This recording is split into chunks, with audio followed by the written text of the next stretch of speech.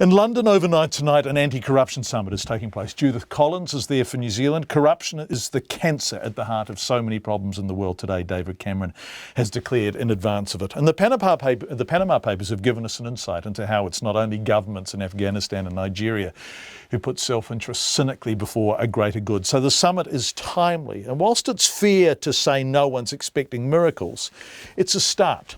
Stephen Castle is the New York Times UK correspondent. He kindly joined us by Skype to discuss whether this talk will have some meaning.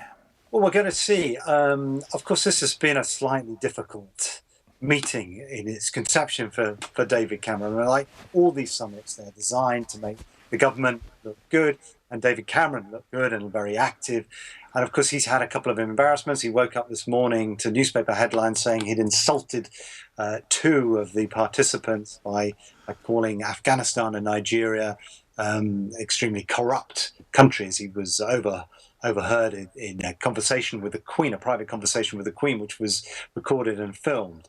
And, that was a slightly inauspicious start to this meeting. But there will be a series of announcements tomorrow. The Downing Street is starting to leak out some of those details. And I think once we get some of those policy pledges, the government here will be hoping that this actually does send a message that there is some coordinated international action on anti-corruption measures.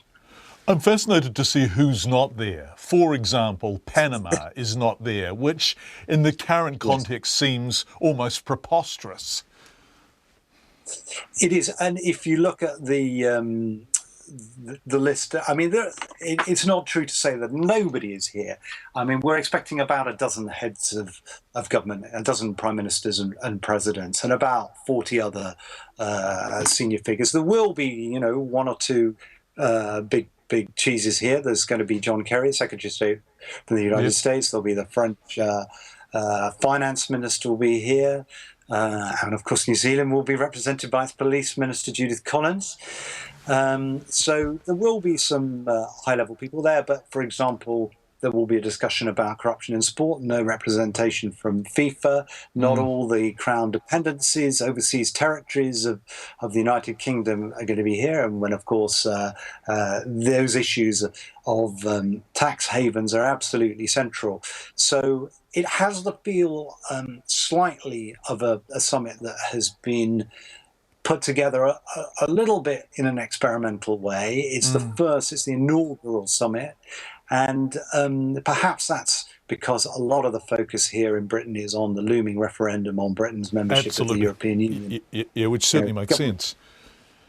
The issue is the same thing that the OECD is dealing with in terms of trying to deal with multinationals moving their taxes around.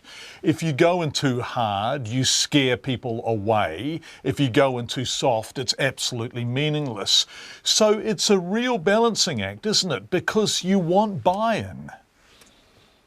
Exactly, you do. And I think David Cameron's strategy here is to make some clear announcements that Britain is going to be at the heart of. And his plan is to announce tomorrow that he's effectively going to close the London property market to money laundering via investment through shell companies.